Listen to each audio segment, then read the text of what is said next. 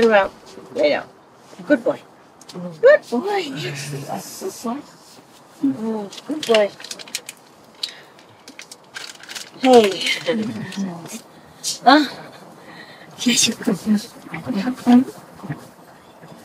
Stay here, okay? Right? Where are you from? Ohio. Ohio. I remember you cooking, huh? Yeah. It was good? You're cooking? Really? As good as it look? Okay, and Peru? Can you translate? Are you okay? Yes, thank you. Translate also. 2 días más. ¿Solo? Yes. Total 5 días. 5. Si puede, si quiere, puede restar encore. Un poco más. Ok. Si quiere. Gracias. Gracias. Sí, ok, a la casa. Con marido, niños, niñas, todo. mucho trabajo. Pues obrigado. Thank you, Master. Okay. You understood, huh? It's very simple Spanish. Right? You understood, right? Man, I just asked if they're okay, and I said they stay. How long? They stay 5 days. I said if they like, they can stay longer. If family allowed, husband, children, and a lot of work, huh? Okay, yeah. You stay, yeah. And Singapore? How many Singapore? Just one? How come? Only one Singapore. Why? No visa? No, because the rest come on the 15th. Okay, they come together. Sometimes it's a different arrangement, understand? And you? Ohio. How many Ohio? 3. Okay. Kentucky, 1. It's okay, representative, right? Different states. Many of your comrades already came before. It's okay.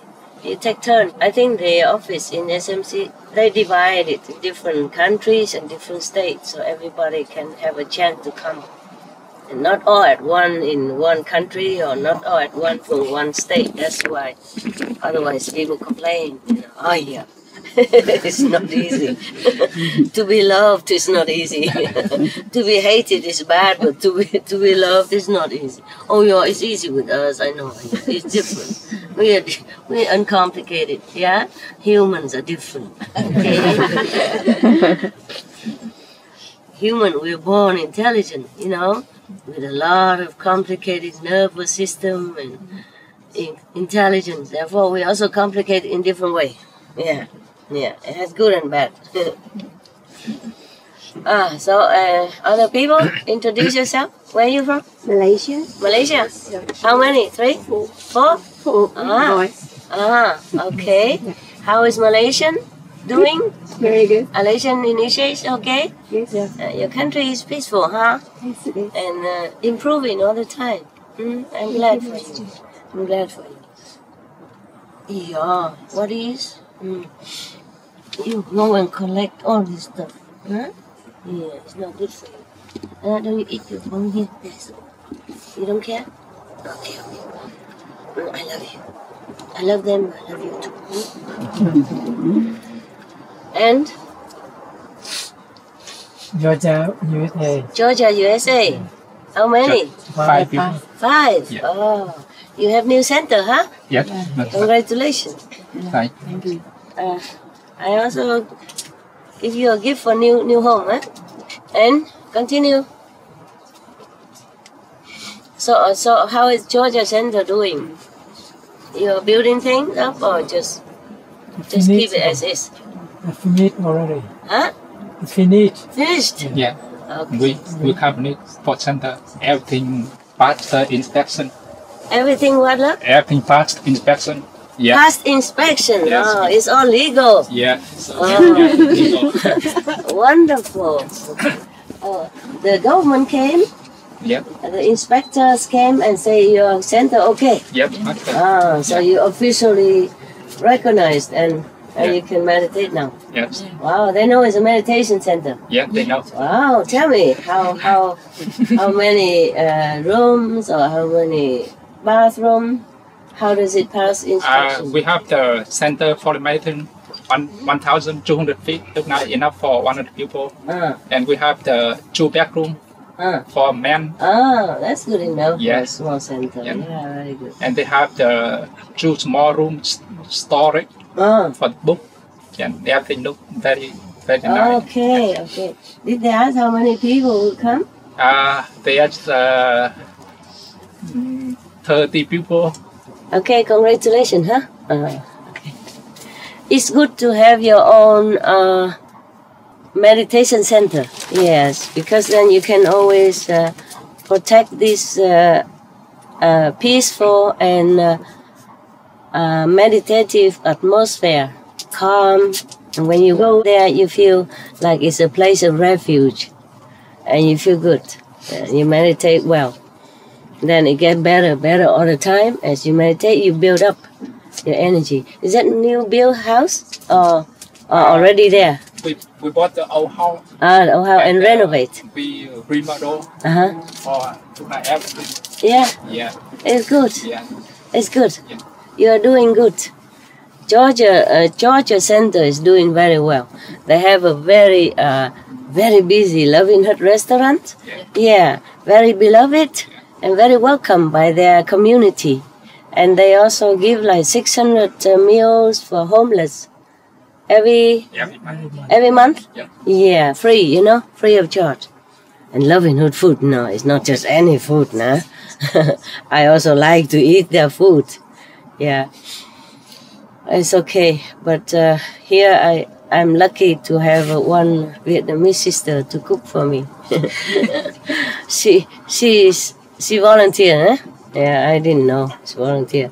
And even they've kind of compete with each other to cook. There were 2 of them. Both are just as good. But the other one has to leave already. Because the family. One has no family. So she can stay and tune in. Yeah. So generous, cook so much every day. Everything is too much. Even if I have to share with the assistant and sometimes workers and dog, of course. My dog loves Vietnamese food. Oh, he loves special food, you cannot find in the restaurant.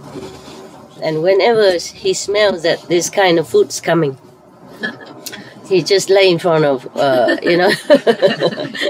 the tray and waiting.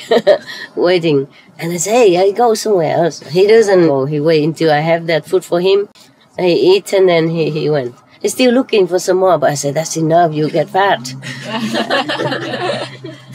Yeah, he loved the food. It's too hot here, huh? It's good. Oh, you like the girl? Oh, she likes you. You like her, huh? It's good then. I'm glad. Yeah, glad you have new friend. And anything else? Today it's just family chatting, It's nothing official. And now, even better friendship. These are veggie bone. Vegetarian. Vegan bone. Clean their teeth. Snacks. Very good. All the dogs love it. Yeah, vegan. Yeah. Big. Yeah. Yeah, he get bigger now. When I adopted him, he was more skinny. Well, he's okay. Yeah. Don't have to be too fat, okay? No, huh? Oh, vegan. Yeah. I adopted him more than 1 year already. More than 1 year now. And he became all better, calm and friendly. Yes. Before anybody come near me, he go in between me and these people and growl at them. And now he likes everybody. He never does anything to any of you. Be careful, huh? Meditate well, huh? Be pure, huh? Inside, huh? Yes. Can smell who is good, who is not, right? Yes? Yes? Yes? You're a good boy. He doesn't stay here and guard me too much because he knows all of you. He knows all of you are good. Yeah. Otherwise, if somebody else come, he probably would. He would be very alert. Yeah. Like the non-vegetarian people, he would be more alert. Yeah. Pick his ear, his tail, and standing very well and looking everywhere. These are good people, right? Good luck. Family, huh? Yeah. Yeah, anyone else? Yeah, all my dogs like you, remember? Before in SMC, I let them came to see you. Some, not all, because Zolo was too big. Yeah, but he also very good afterward. They were not good before, Yeah. But now it's all good. You want to go away already? Stay here for a while. Stay for a while. Good boy. Yeah, stay for a while. Stay. Okay? We'll go later. We'll go soon. Don't worry. Go soon. Okay? D'accord? D'accord? Shake hand or not? Paul? No? No? You don't like oh, okay. Yeah, anybody else? Where from? What doing?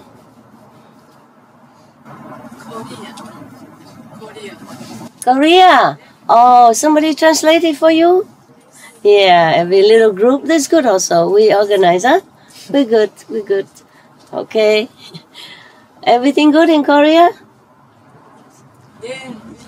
Yeah. Yeah. Your people want to invite me to Korea for retreat. I just look at the paper and I feel tired. But Korean people I like, okay? I like Korean people. Very sincere. Very sincere and practice very seriously. Yeah. Thank you, Master. Hey. You missed it. It was Sissy Sassy, very cute. You missed it. Anyone else? Korea and then? Yeah. Tell them go away. Don't be here. We'll go. Yeah. We'll go. Where from? India. Indiana Center. Oh, I thought India. I thought she come from India, not you. Oh, Indiana Center. How many? 3. Yeah. Yeah, normally we come big group, huh? But this time they have to ration, how many people and which country. It depends on the number of the people. Okay. Indiana, okay? Only 3, huh? Feel lonely, huh?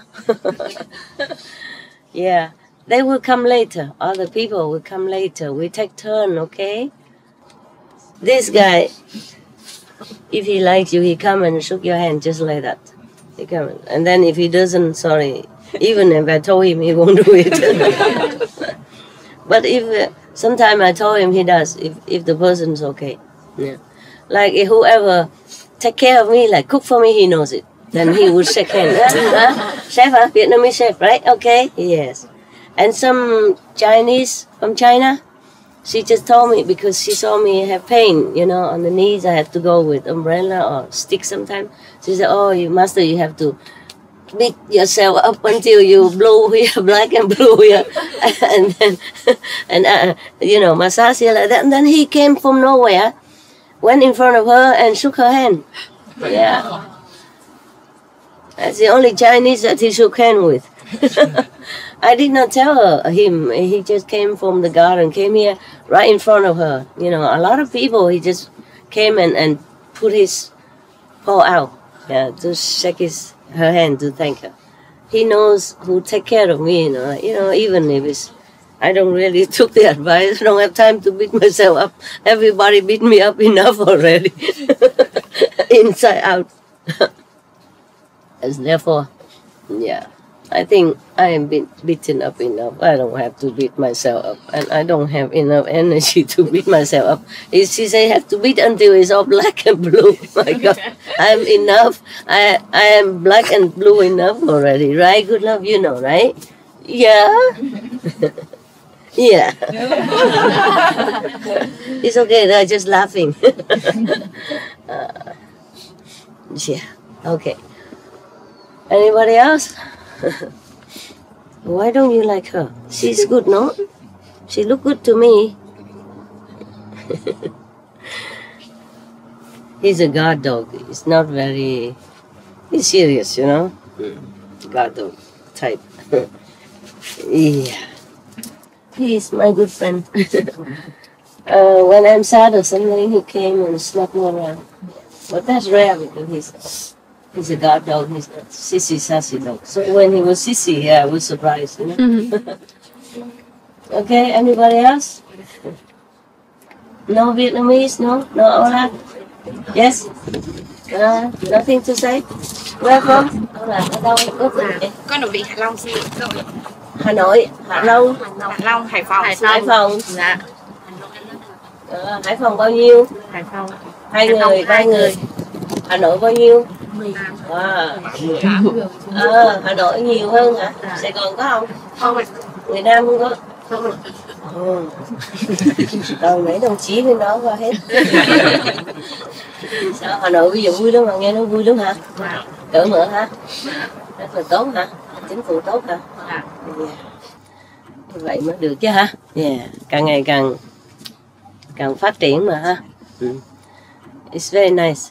Hồi đó chị hay muốn đi qua Hà Nội, không biết làm sao đi. Hồi còn chiến tranh nữa mà.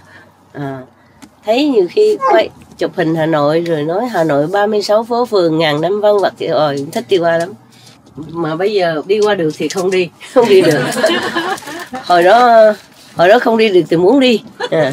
Bây giờ có thể đi được nhưng mà cũng không đi được. Nó có nhiều cái ranh giới ha. Có nhiều ranh giới. No, I said I always wanted to visit Hanoi. You know, Hanoi is the old ancient cultural city of Vietnam. It was during the war, you know, and I studied the history, you know, and dịch cho mấy người Việt Nam nghe không? Có không? Có dịch hả? Nghe rõ đằng sau hả? Okay. And I was study all the history about Hanoi, beautiful and all that, and the central culture of Vietnam. That was the most ancient city of Vietnam. Yes, and the south were after. Yeah, after a long time, many generations. But Hanoi was the main city. Yeah, main capital. Everything started from there, and it's most traditionally kept. Yeah, it's beautiful. And the accent, you know, is beautiful. They speak like they say it's a pure Vietnamese. Yeah. And then I always wanted to visit Hanoi, but of course it's not possible because the war. Yeah. And then I say now no more war is possible, but I cannot go either. I don't feel like I can go yet, you know. Maybe later. That's what I told him. आज एउटा प्रश्न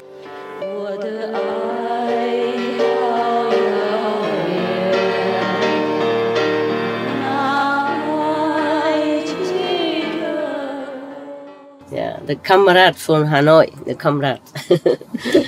Đồng chí, đồng chí qua thăm bác Hải.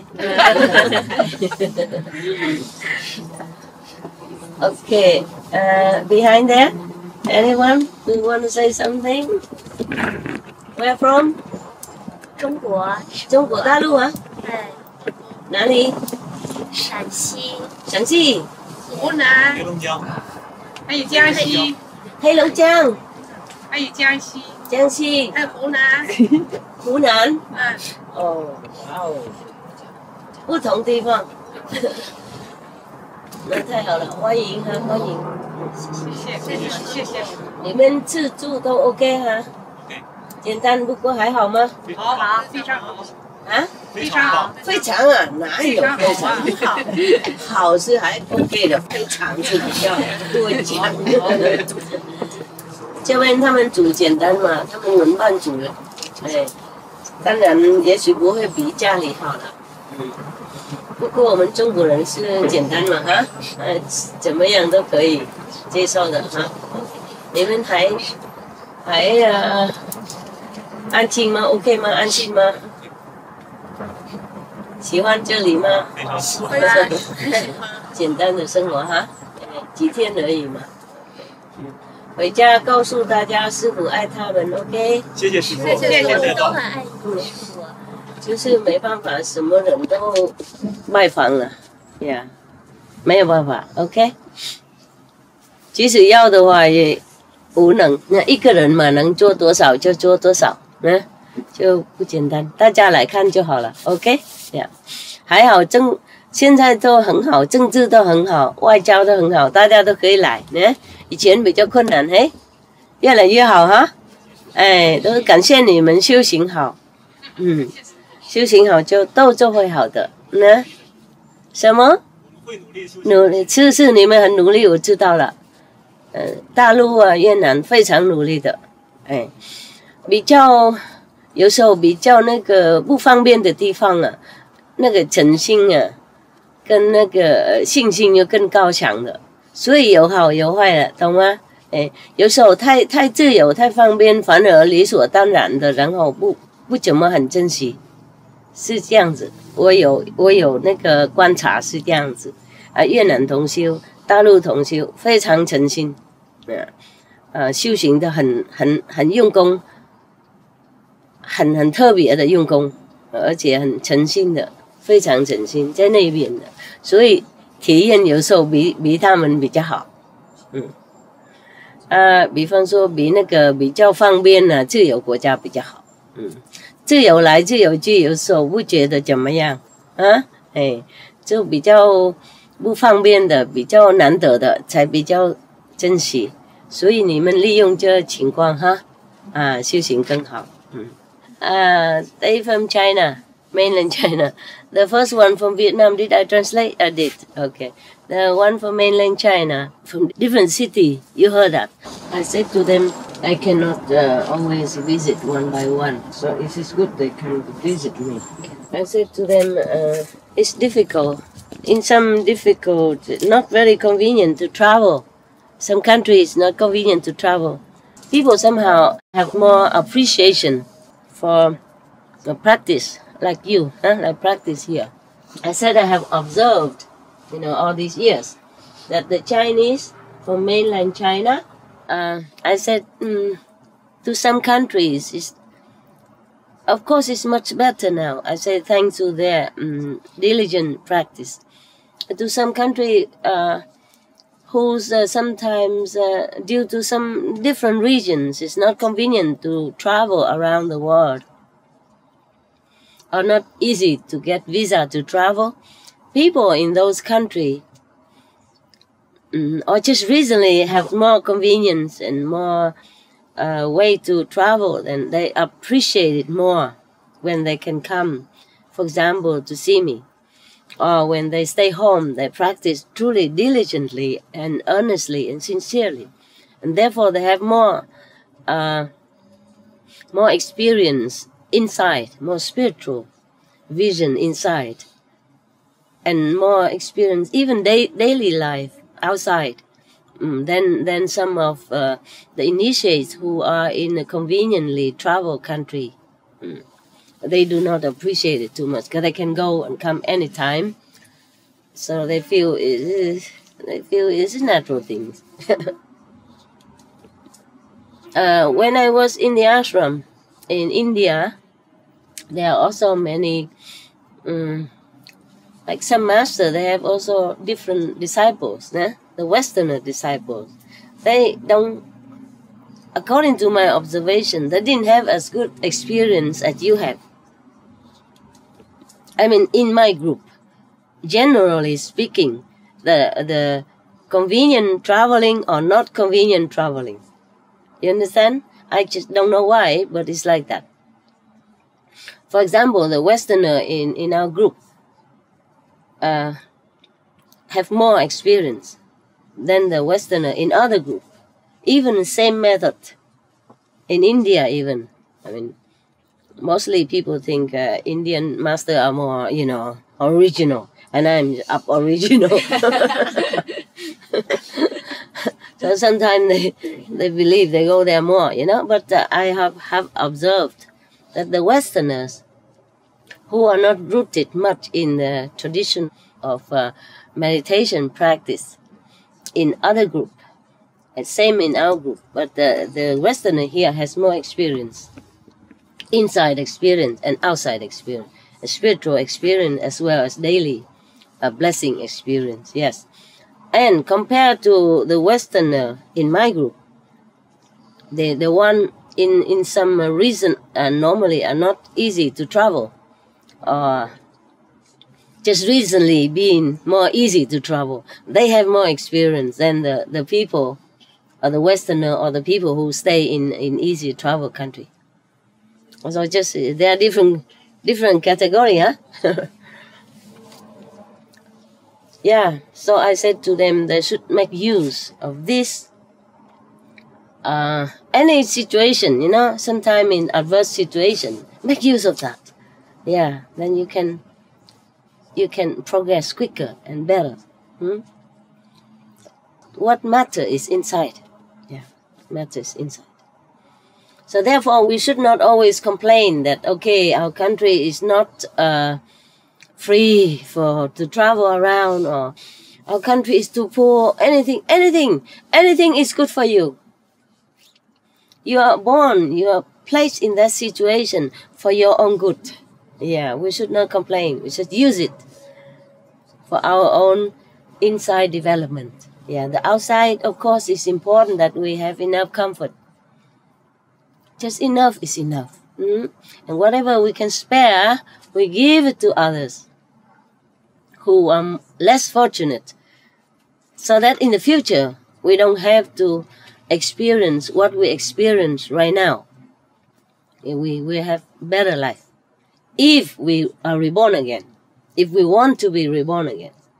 But as you know, with this practicing of the inner heavenly light and sound, we don't have to be reborn again. If you practice and keep the 5 precepts, I told you, I promise you, you will not go back to this life. Unless you wanted to, for some reason. No one. Very wise. Very wise. Yeah. You want to follow master? Huh? You want to follow master? Follow master to heaven, okay. Some people, sometimes they when you went up there and maybe you think it's so suffering here, you want to come back to help some people. But then, let me shake your hand. Why? Why? No? No one? Why? No, just in case like that. Why you don't want? I think it's good not to be here anymore. Too risky, right? It's too risky. You're right. Because what if I come and there's no master around? It's too risky. You're right. Absolutely right. Absolutely right. The Buddha. There was one story that is too terrible. I did not want to read it to you.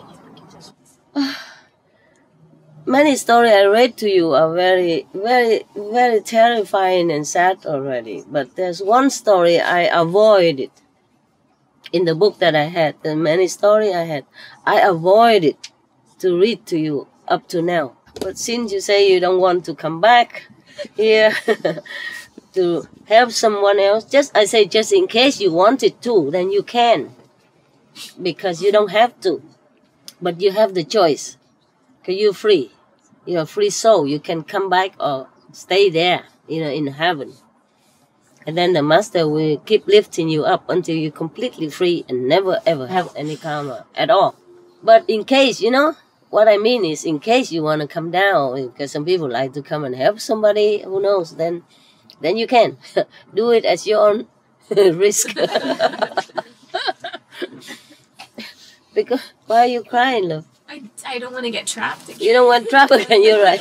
I want to help the people, but Very wise. can we get trapped? Yeah, you will. Then I don't want to. You can. You get can. trapped.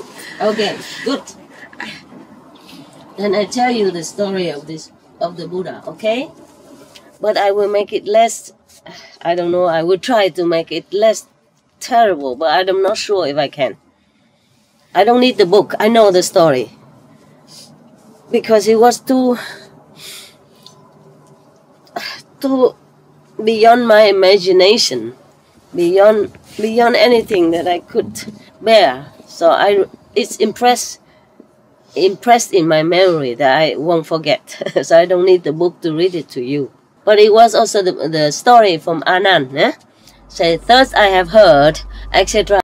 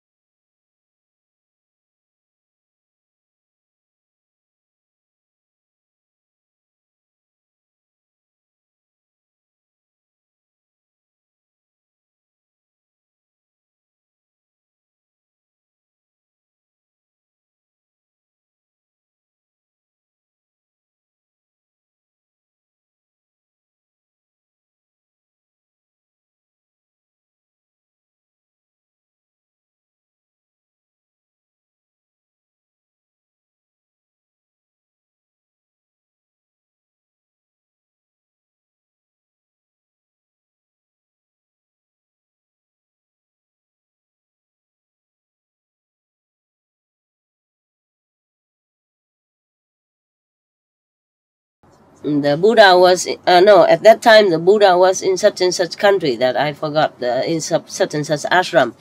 It doesn't matter. Okay, yeah, somewhere in India. Then in one of his ashram that people built for him, and there was a story about the. Oh, I better get the book. Yeah, to make it more authentic. You know. Yeah, I know the story. I just can't remember the place where the Buddha was. And I just want to make it authentic. And I will try to modify it so that it doesn't sound terrible. But all of you can hear the translation? You know, squeeze together so you can hear translation, okay? I will get the book. Where is that story that I don't want to ever read? Now I have to find it because I didn't mark it. I did not want to read it because it's, number one, it's too much animal cruelty, too much beyond my imagination. Number two, I didn't want to scare you in case you want to become Buddha. When you were very far away, did you get my voice at all? No, huh? Yeah. And here you can, right? Yeah. Before, when I just came out, I sing Buddha's chanting, and I can stretch my voice forever. Yeah, almost. And the voice has more clarity, huh? I don't have that much clarity of the voice, and I cannot stretch my voice very long anymore. Lucky I still had my voice. I have my voice. Without my voice, I think it will be very much troublesome for me and for you, huh? Yeah, I can write, but it takes too long to write. I hate writing. But can you hear me behind there? How you translate? You can? Wow. Wow, I'm impressed. Your ears are good like a dog. A dog's ear very sensitive, yeah? Mostly human ear cannot. Yeah. Can you say something behind that, the Chinese translator? Say something? Huh? Say anything. Hello, master, whatever. I cannot hear anything. So, your ears are good. One time, the Buddha had been a Buddha for aeons, since time you cannot even imagine. Since times immemorial, the Buddha has already become a Buddha. But he returned as a normal person, normal human, in order to save some beings, some human beings or other beings that he has affinity before and not been able to save yet.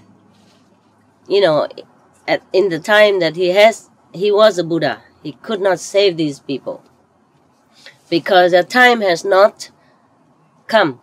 Yeah, their affinity was not ripe yet. Okay, so he returned again as a Buddha, like Sakyamuni in the Shakya clan, became friends, etc., etc. He became Buddha again, after 49 days sitting on the Bodhi tree, 6-year practice, etc. But before that, many lifetimes before that, he has been reincarnated again and again and again. I just make a summary. As humans, as king, prince, even heavenly God, and even animals, yeah, etc., etc. Awajie da hoei bonu mina do chlemi no prometon do po eyirodo. Buddha si gbe ho de yin we ziza hosu da horopo. Apahwe atongo do mandome aizenji do mensipo deviton le potenti do glensi gbeme do zoosun azan wewe go lehwe fo elan afoton do yovo tome.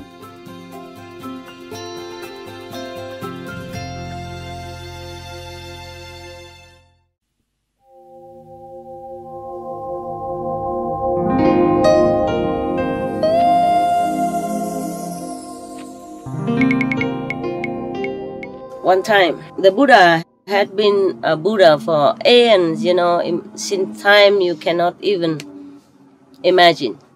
Since times immemorial, the Buddha has already become a Buddha. But he returned as a normal person, normal human, in order to save some beings, some human beings or other beings that he has affinity before and not been able to save yet. In the time that he was a Buddha, he could not save these people because the time has not come. Yeah, their affinity was not ripe yet. Okay, so he returned again as a Buddha, like Sakyamuni in the Shakya clan, became friends, etc., etc. He became Buddha again, after 49 days sitting on the Bodhi tree, 6-year practice, etc.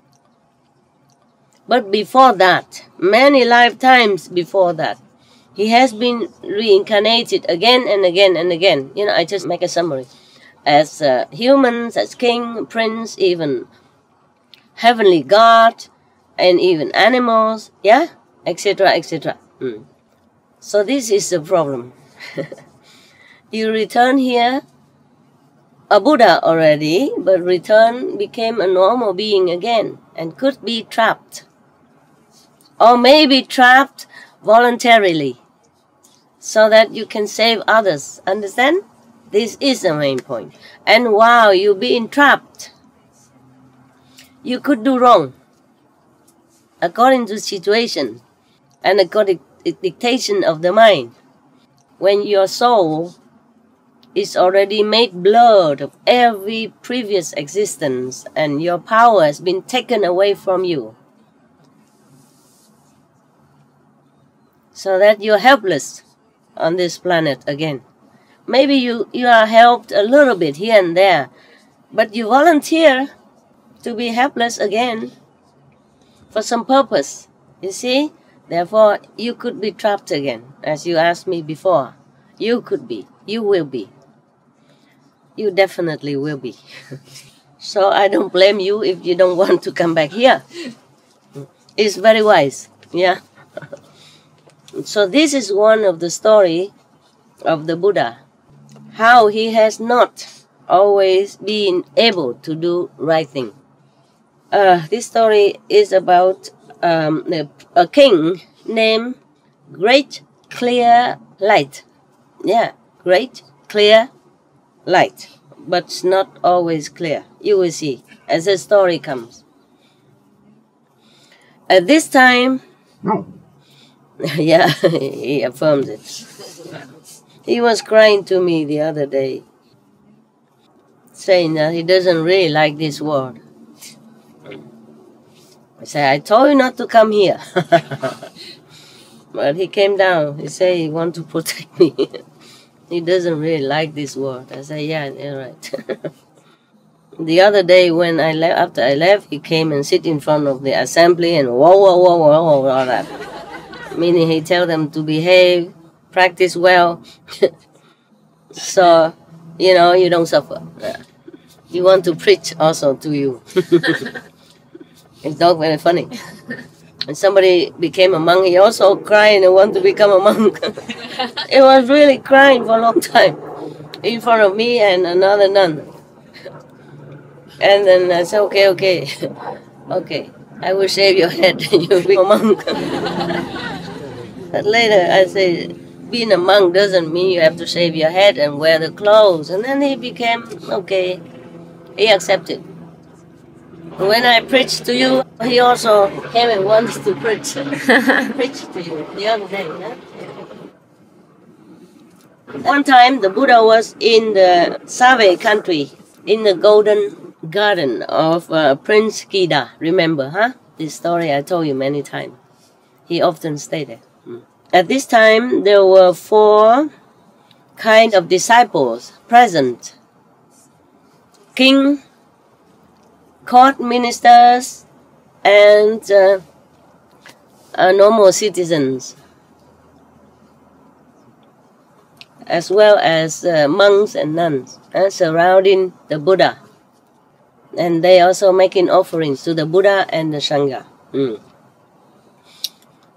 In this assembly, many people were thinking to themselves like this.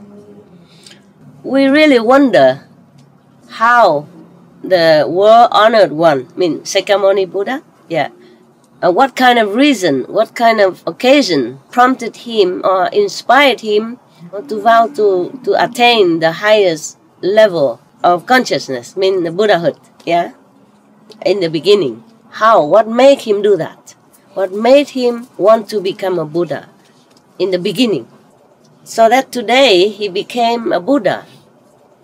The honored from heaven and earth and saving countless of souls from suffering, saving them from suffering.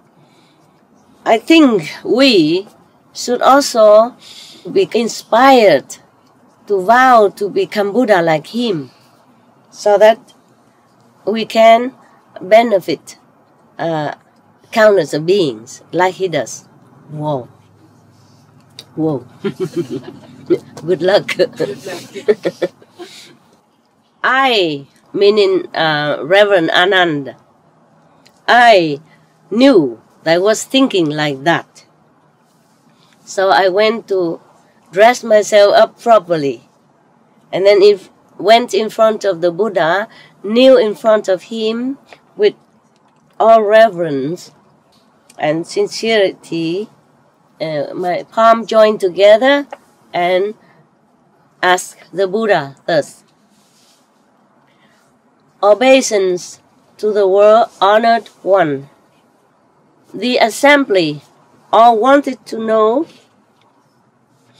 what kind of reason inspired you to become a Buddha, to want to become a Buddha, to want to acquire greatest wisdom.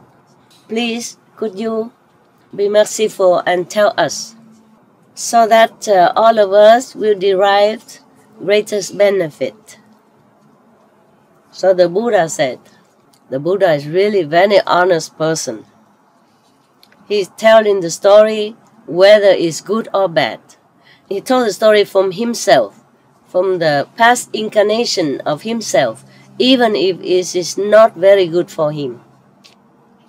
I mean, not that we imagine.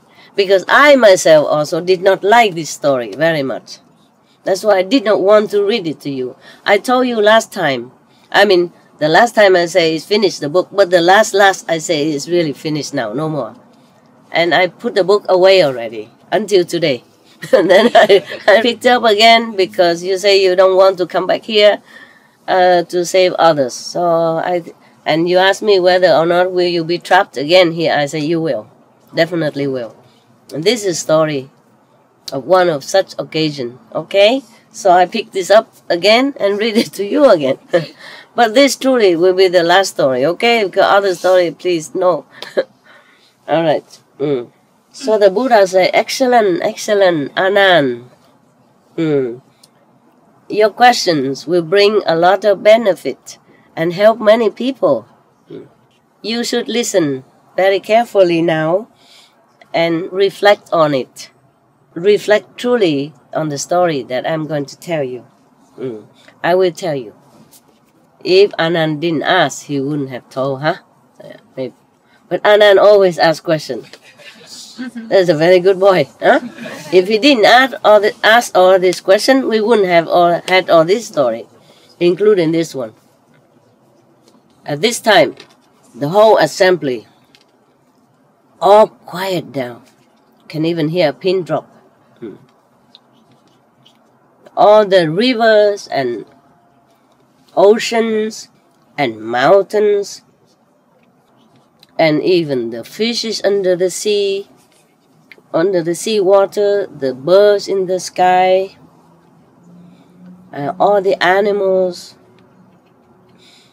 all the assembly from heaven and from heaven beings that come down to the assembly, the dragons, the devas, the demons, the ghosts, the local devas, the guardian ghosts around in the whole planet, whole universe. It's all quiet down and listen.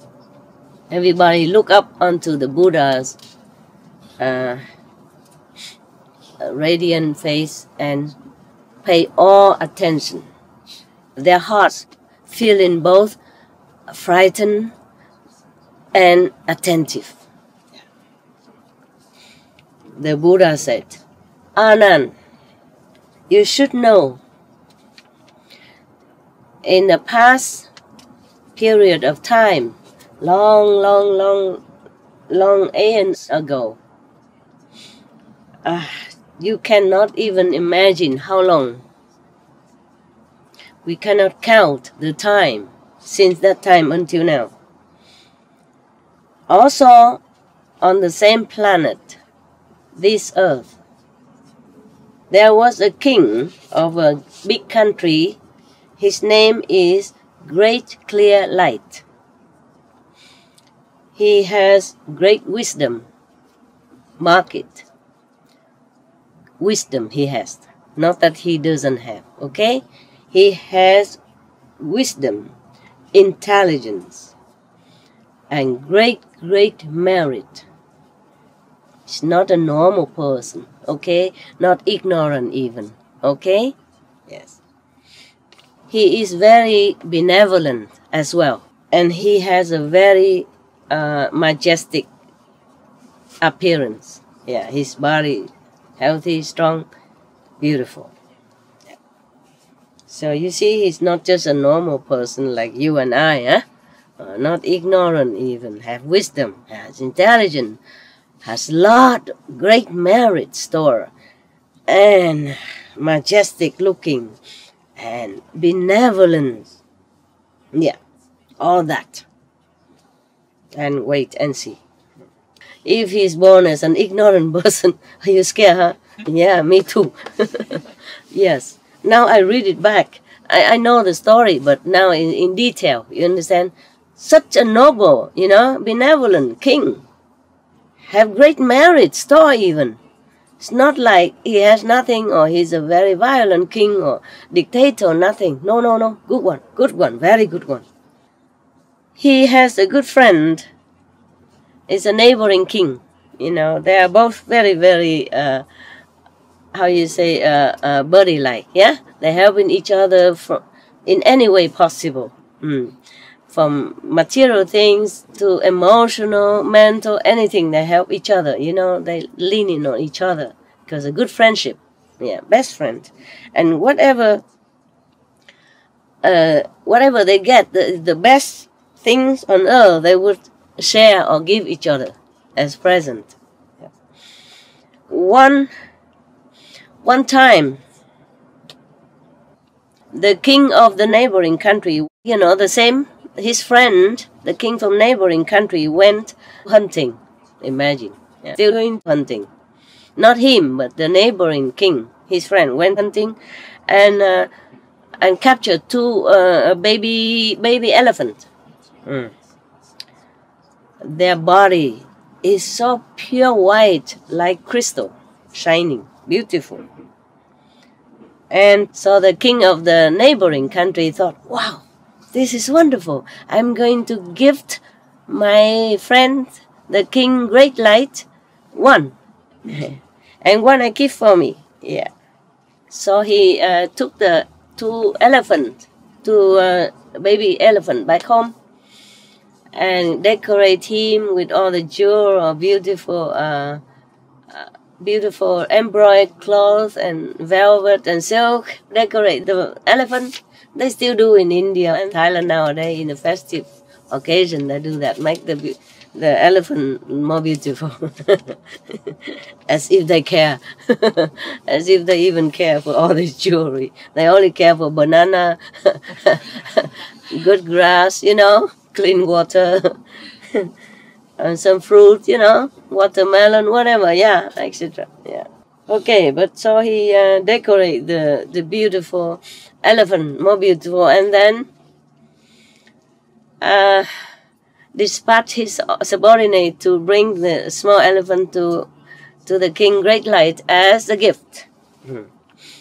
Oh, the king of Great Light, you know, it's just a Great Light, quickie, saw the beautiful elephant, also very rare elephant, because it's the whole body is white and clear like crystal.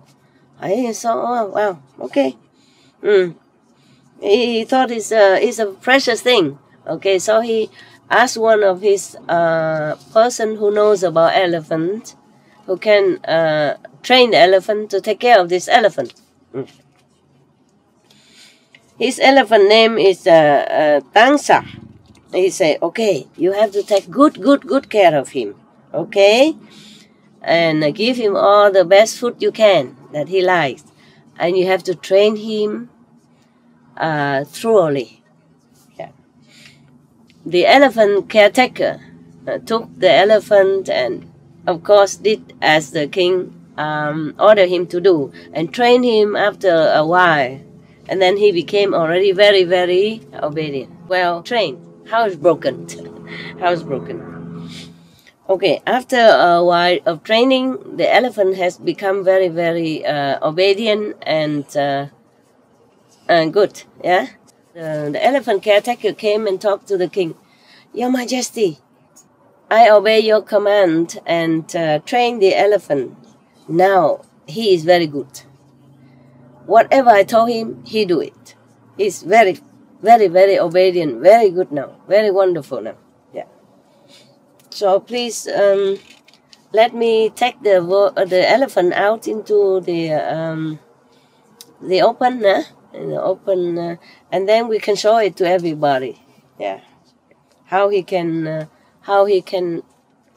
do some tricks. Yeah. How I can control him. So the king was very glad and said, okay, just delay for a few days until I post notice. I tell people post notice everywhere so people can have time to come. Okay, So after the citizen saw the notice of the king about the elephant show, everybody came from the big city to a small rural area. Everybody came, group by group. A lot of people came. Yeah.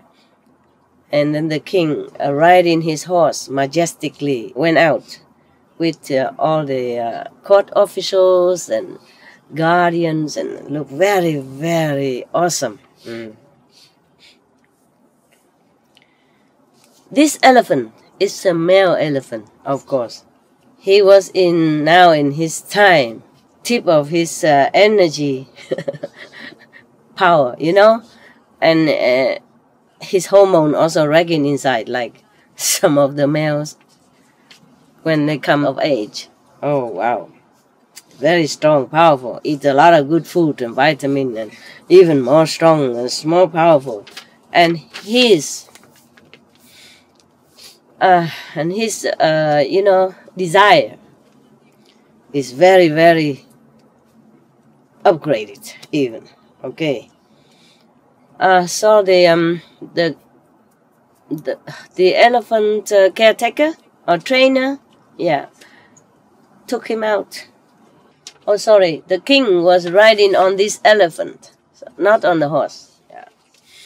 He rode on the elephant with outside to go out in the open square where everybody will see, and then all the officials following him, and the guardian is very, very awesome, kind of a spectacular scene to behold. But this elephant, he's a young adolescent, yeah, strong and being fed with all this good food, yeah, and vitamin and the best whatever, of course. And then his desire. When he came almost to the square, the open public square, he saw some of the female elephants drinking and eating next to the royal pond. Oh, he looked at them and he became so, sexually aroused that he came chasing after them. Keep chasing and blinded of everything, see nothing else but the female elephants, and hear nothing but hearing the female elephants calling and running. So he keep chasing all the way into the forest, and he still continue.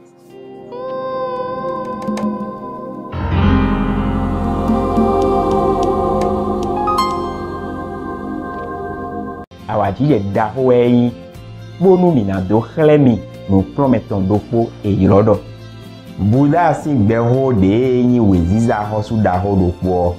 Akpahwe enengo do mandome aizenji do mesipo deviton le potenkin do klensi gbeme do zoosun azan wewego do lehwe fo elan afoton do yovotome.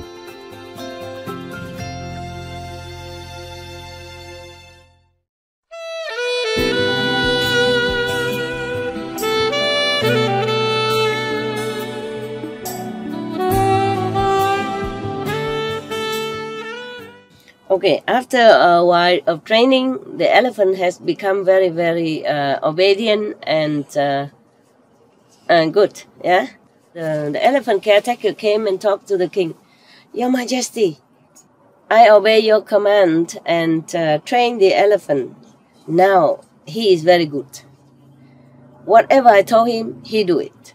He's very, very, very obedient. Very good now. Very wonderful now.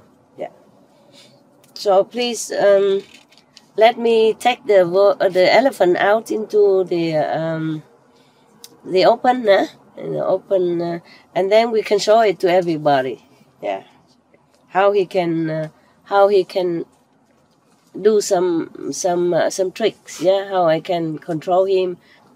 So the king was very glad and said, okay, just delay for a few days. Until I post notice. I tell people post notice everywhere so people can have time to come.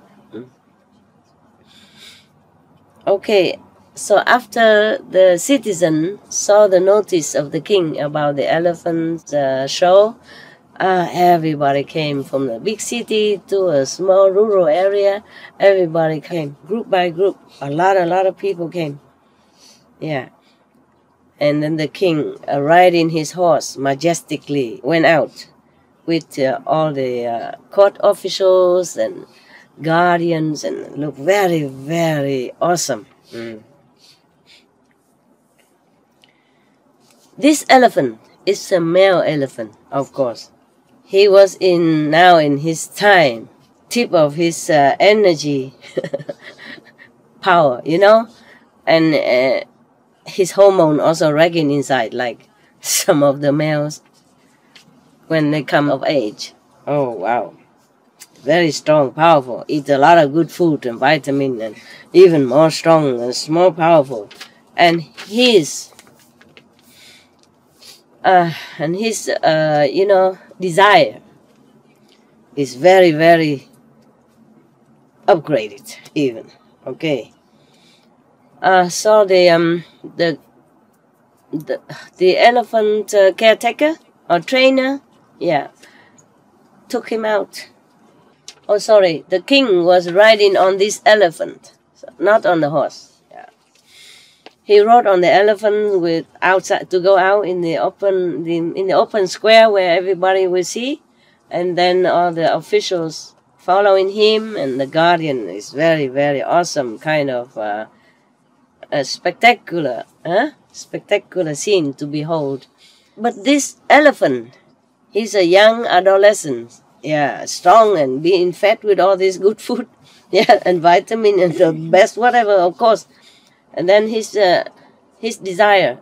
When he came almost to the square, the open public square, he saw some of the female elephants drinking and eating next to the royal pond. Oh, he looked at them and he became so, sexually aroused that he came chasing after them. Keep chasing and blinded of everything, see nothing else but the female elephants. And hear nothing but hearing the female elephants calling and running. So he keep chasing all the way into the forest. And he still continued.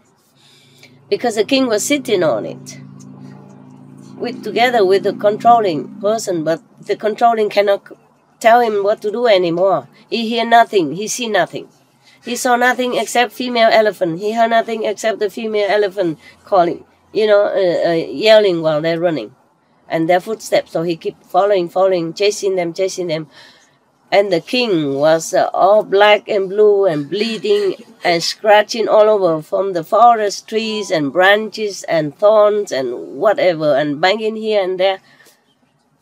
And he was so scared, blood dripping all over his royal clothes and everything. He was so scared, frightened, and he could not even see anything anymore. He has to close his eyes. He could not see. He didn't know what to do. He said, how can I get out now? How can I get even down from here, from the elephant? So the elephant caretaker say, Your Majesty, you just hold on to a branch of the tree, and then when the elephant passes, then you jump down. That's how he got out. Okay. So he listened to him, and then he dropped down to the ground after the elephant continued chasing the female elephants and went past already. But he sat down under the tree, breathing like like a summer in the summer heat, And then he touched all over his body, blood everywhere, and there's no crown, no hat, nothing anymore, just blood everywhere. And then he feel pain now. After the frightened period is gone, he feel pain all over his body, and he feel very, very bad. And then he was so suffering and pain and feeling very, very, very bad. He's in bad shape and feeling very bad. The caretaker of the elephant also held on to the branches of the tree and also dropped down on the ground. And then he saw the king sat there, you know, so miserable. His face like a horse. Yeah, long like a nose of the elephant. His face very long. Sad, you know, suffering. And very, very sad and very sorrowful. So he knelt down in front of the king and said, "Please, Your Majesty, forgive me. Please do not feel sad anymore." After a few days, when his hormone surge calm down, he will remember the good food and the beautiful clean water and the soft place to sleep. Then he will come back. The king said, "I don't care about the elephant. Don't ever mention to me again." The caretaker was thinking that he missed the elephant. What do you think? So stupid. Even I would know that he doesn't miss the elephant. Understand? It was just feeling, you know, angry and sad. Yeah, because of his state of being right now. You know, bleeding all over and no clothes and tattered and no hat, nothing. Doesn't look majestic anymore. Yeah. He said, he was very angry. I said, "I don't even want to see you. I don't want to recognize you anymore." Yeah, not just an elephant, but him, the caretaker. No, okay.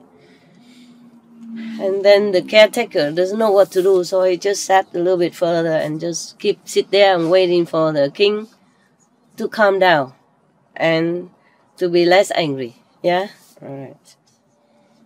And then at that time, many court officials and his concubines and queens and soldiers, you know, run, and then met him there, run after him and come and saw him there. On the way, they saw his hat on the ground, you know, broken, his clothes, and then they saw a lot of blood on the ground also. Yeah. And then they saw that the king was riding on another elephant to come back. And then everybody was scared, worried if the king died, if the king might die. So they're all crying like rain. So when they saw the king come back and, you know, he doesn't seem to be too sick or anything, and they were happier. Yeah. After a few days, the elephant male already satisfied his own desire, you know, hormonal desire, then he came back. Because he's also fed up with drinking dirty water in the forest and eating those rotten grass, you know, dry and rotten grass. So he came back into the palace. And the caretaker came in and said to the king, "Your Majesty, the precious elephant has come back." Precious. Yeah. Please come out and have a look at him. So the king said, "From now, I don't want to see you, and I don't want to see your elephant. Leave me alone."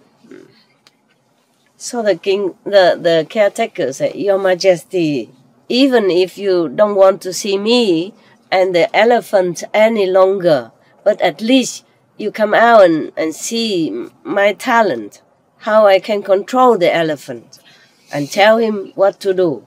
At least one time." He wanted to prove it. He wanted to prove to the king that he really had done it. He really trained the elephant, you know. So, okay, the king said, "All right, if you say it so, all right, I give permission."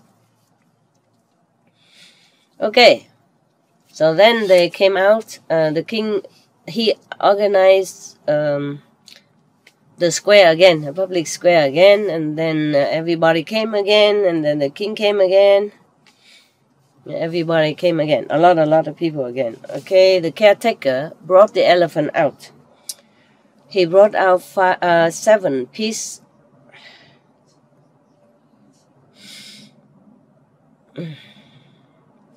This is the part that I hate.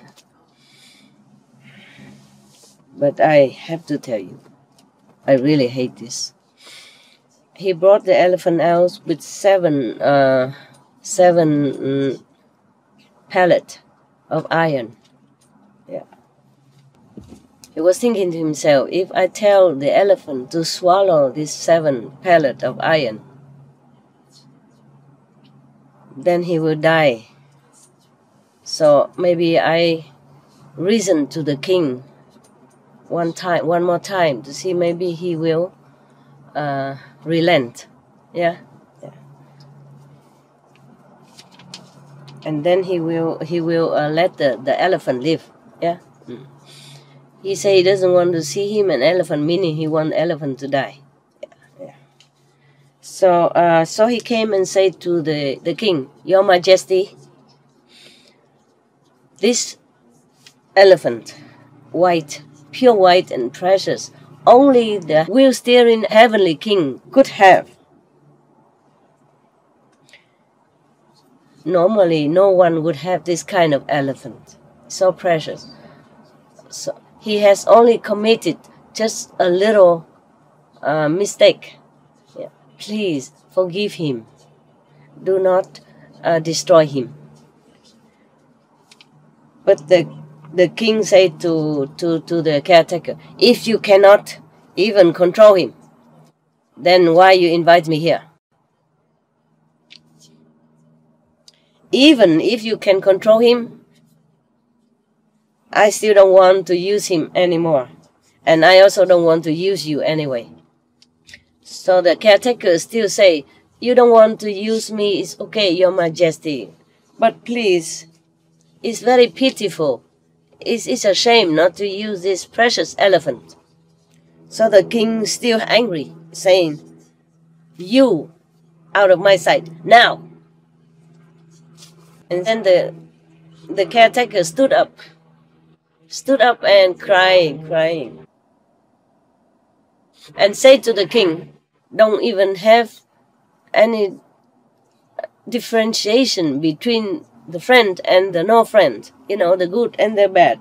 You only love to hear the good talk, smooth talk. Yeah. So everybody heard that. They're all also crying. Has wisdom, huh? Good wisdom, king, huh? Intelligence, huh? A lot of merit, still like that. You see that? Because everybody in the assembly knew that they knew, and they were all watching the elephant now, because they know when they saw the caretaker burning the iron pellets to make them hot and red, understand? Burn it red. And then they know that the caretaker will ask the elephant to swallow them. So you understand? That's why I didn't want it. This is a place that I could not even bear. I read the story once and I could not forget, and I never want to read it again. That's why I didn't want to read it to you. But maybe it also offers you some advice. That's why I read it for you today, okay? Maybe I should not always read to you the good things, but also maybe the bad things as well. So maybe you can learn from it, okay? Yes. If you think it's not good for your children, please don't let them watch or hear this one, okay? Until they're older. Got it? Yeah.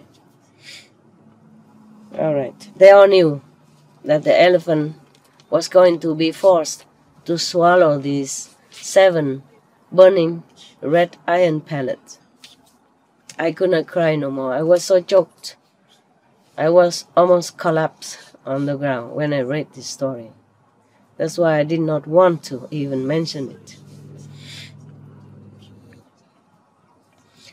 And then the caretaker was using his might as the controller, as the boss, as a chef. Say it to the elephant.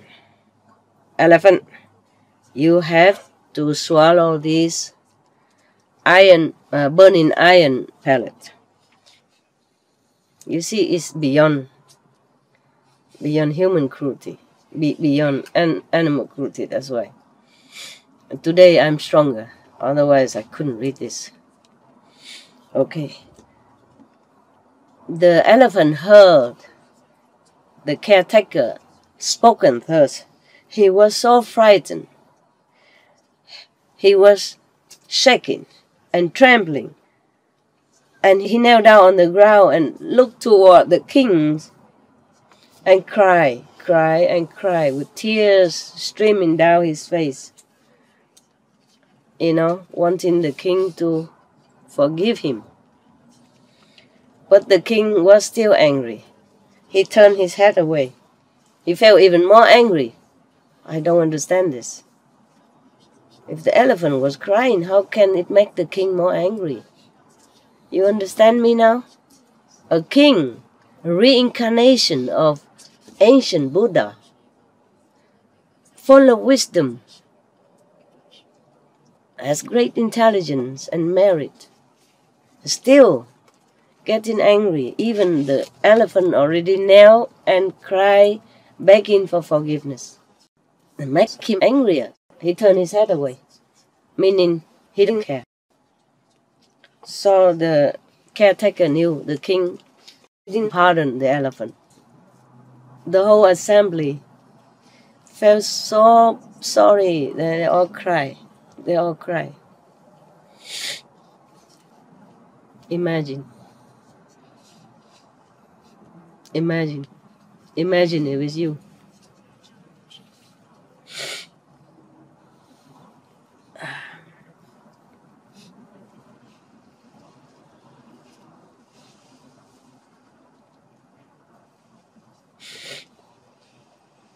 Then the king also very kind of feeling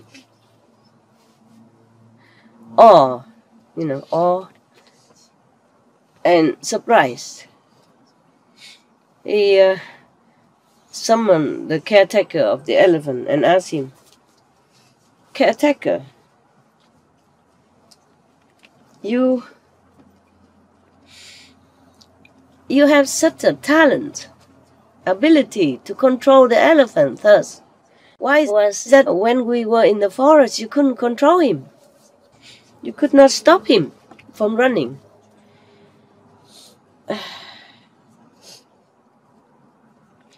So at that time, the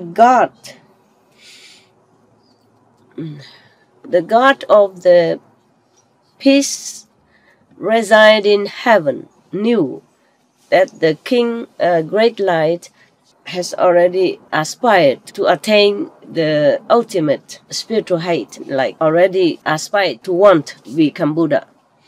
So he used his godly power he make the caretaker of the elephant kneel down in front of the king and speak thus: "Your Majesty, I can only control his body. I cannot control his mind." Yes, that was spoken from the God. God from the peace reside in heaven. That's the name of the heaven. But spoken through the mouth of the caretaker. Otherwise, the caretaker probably could not have spoken at that time. Number one, he was too emotionally hurt, shocked, pain. Yeah. Number two, maybe he has not enough wisdom to say such thing. Yeah. So the God in heaven had to use his mouth to speak like this directly in front to the king, so that the king can ask another question, accordingly. So the king asked him, "Then who can be the one who could control his body as well as his mind?" So the heavenly God also spoken again through the mouth of the caretaker of the elephant: "Your Majesty, only the Buddha can control his mind as well as his body." Hoy tenemos la bendición de presentar una de estas inspiradoras conferencias tituladas "La encarnación anterior del Buda como un rey llamado Gran Luz Clara", parte 5 de 6, Entre Maestra y Discípulos, dado en inglés el 12 de septiembre de 2015 en Francia.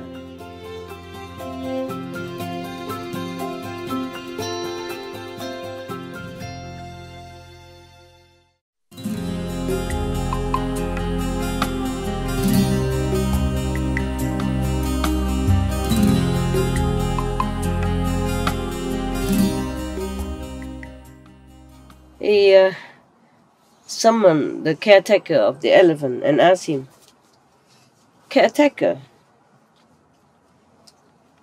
you have such a talent, ability to control the elephant thus. Why was that when we were in the forest you couldn't control him? You could not stop him from running?"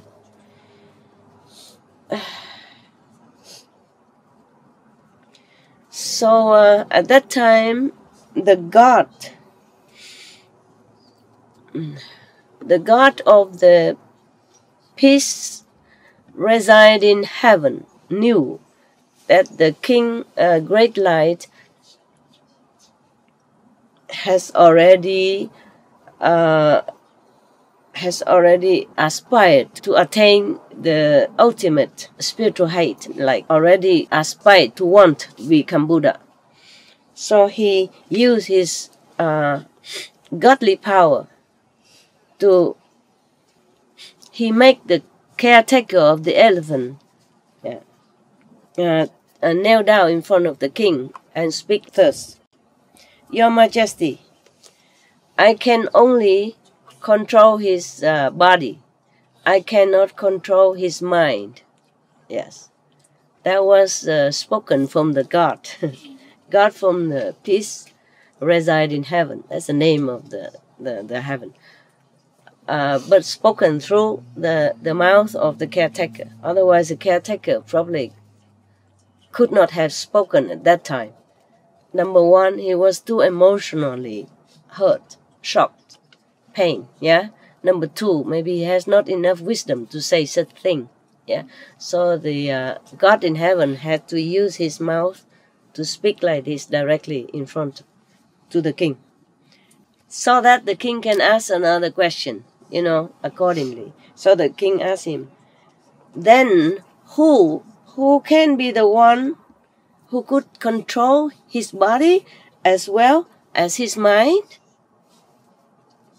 So the heavenly God also spoke again through the mouth of the caretaker of the elephant: "Your Majesty, only the Buddha can control his mind as well as his body." Yeah. And the king continued to ask, "You say Buddha.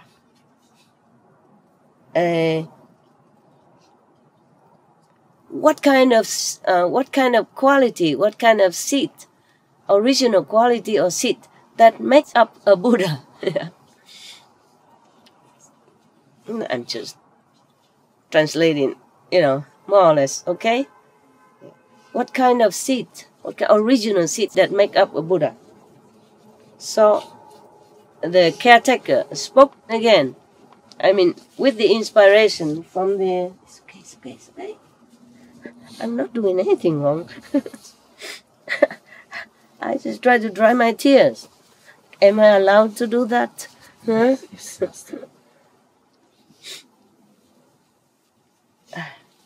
It's not the first time I cry, or did you see me all the first time I cry? I cry all the time. This world is nothing. This world has brought me nothing but tears. If you avoid me today, tomorrow you get me again. Many times when they see me crying, because of animals or something like that, they always turn the camera away. I don't know why. Many times like that before. So sometimes you suddenly see the blank screen in front of you, when we're doing live or something like that, or even later, because I try to avoid my emotion. There is something bad. Yeah, I have not become wood or stone, I told you already. Yeah? If I became emotionless, then I cannot understand your emotion. If I became like painless, if I can avoid pain, then I cannot understand your pain.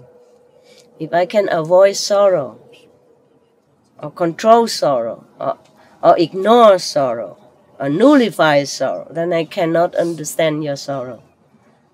Thus, I cannot help you in time of your pain, in time of your sadness, or in time of your trouble of any kind. Understand? I retain all that, all the emotion of humans, so that I can help you. Okay? Crying is nothing to be ashamed of. People cry when they're in sorrow or in happiness. It's just emotion.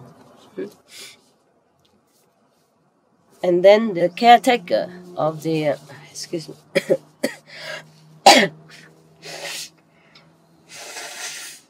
it's okay.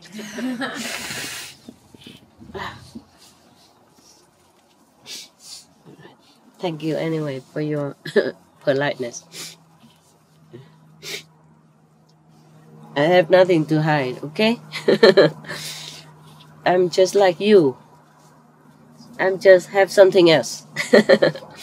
I just have something else more than just the eye, the physical eye, yeah? And that something else I also share with you. And I also reawaken that something else in you, understand? But you have not become inhumane or less human or dishuman because of that something else. It's just extra. It's just something we always have. Always had, but did not know had. And then so I help you to remember that, to awaken it, okay? Through initiation. All right. Now, so the caretaker answered the king thus, Your Majesty. But the caretaker could not know this. You see, this is a talk of wisdom. So the God of the heaven of peaceful dwelling have to inspire him from inside. At that time, the God can do that. Normally, the God does not interfere. Okay? Also, he cannot control the human's free will or mind. But this time, how can he do that? Anybody can answer? It's going to... okay, I read to you first, okay? And you think about it. Your Majesty, there were two primordial seeds, primordial qualities. Seeds or qualities that gave birth to Buddhahood. Yeah. One is wisdom. Two is compassion. Yeah. Diligently doing charitable work. Keep the precept purely. Being very patient. Very diligent in practice, meditation. These are two seeds. And then from that give birth to 6 paramita, in six great way, yeah? The first is charity. The second is keep the precepts. Keep, moral conduct, yeah? And the third is being patient, tolerant. The fourth is diligent, means always vigilant in a spiritual way. Yeah. The fifth is meditation, contemplation, same. Yeah. The sixth is wisdom. Okay, so we call them 6 paramita. If a person, a being, exercise all these 6 perfection. They call it 6 perfection. Great way, 6 great perfection. If a being exercise all these 6 perfection in full, completely, and purely, then that being is the Buddha. Understand now? Yeah. So, this person, this being can control himself, him or herself, as well as other beings. Now, you tell me, can an elephant caretaker have such a wisdom to preach to the king in this way or not? Yes or no? No. No, okay, then. So now, because the God of heaven, I told you before, the God of the peaceful devil in heaven inspired him from inside to talk to the king like that. Tell me how the God can do that, despite human free will. Because if the God can always control the mind of the human inside, then our world would have been peace and love and paradise long ago. Okay? So you tell me why this God only inspired this person at that time. Why? How can he do that? Anybody can tell me? One candy, right? I mean. Yes, tell me. Because the sacrifice of that elephant. Because the sacrifice of that elephant? Somebody else? Maybe in that desperate situation, the guy prayed to God. The guy prayed to God? Yeah. But the elephant already died. Because he afraid of being killed by the Oh, he's afraid of being killed? Okay. Didn't say here. Yes, but maybe. Okay. Anybody else? He's compassionate at that moment. Who has compassion at that The moment? caretaker. The caretaker? Anyone else? Maybe the God see no the king will become Buddha, but he maybe make a really bad karma this time. Maybe interfere the path to God, to become Buddha. Maybe will hinder his way to Buddhahood. Anybody else? Maybe Kanaka, he's the Kuan Yin method. Maybe what funny method? Yeah, Kuan Yin method. Who? The caretaker? Yeah. Didn't say so. Oh, okay. No. Yeah. Possible, but he did not say so. Because he did not say that he practiced anything. Yeah. Even if he practiced Kuan Yin method, if he does, then he did not need the heaven to tell him. But the heaven God had inspired him inside, made him say such and such thing. Because at that time, why he could inspire this guy, why he could interfere with the free will of a human being, because at that time, I guess, I pretend that I know. Yeah, I pretend that I know. I guess that at that time the caretaker was so shocked, so deep in sorrow, so profound in unimaginable sadness and pain, in such situation, because he was crying and he loved the elephant, the innocent elephant. So I guess at that time his mind is free of all kind of struggle and free will and ego and thinking and whatever. He was so deep in sorrow that heaven can inspire him, can interfere with this human affair. Understand? Yes. Otherwise, even if a Kuan Yin practitioner is inspired to tell such thing, not every king will change their mind. But also because at that time the king already feeling somehow remorse. Yeah. I guess anyone would feel terrible like that the elephant would be so obedient that to willingly die in such a terrifying, gruesome way of death. To know that he might do that and to see that he does it is a different thing. Understand me? The thing is to know that you might suffer in the war. You run away from war, like from war-torn country during the war. The terrifying feeling and all that, you might know about it. But not until you became one refugees and running yourself. You heard about it. You saw it on TV.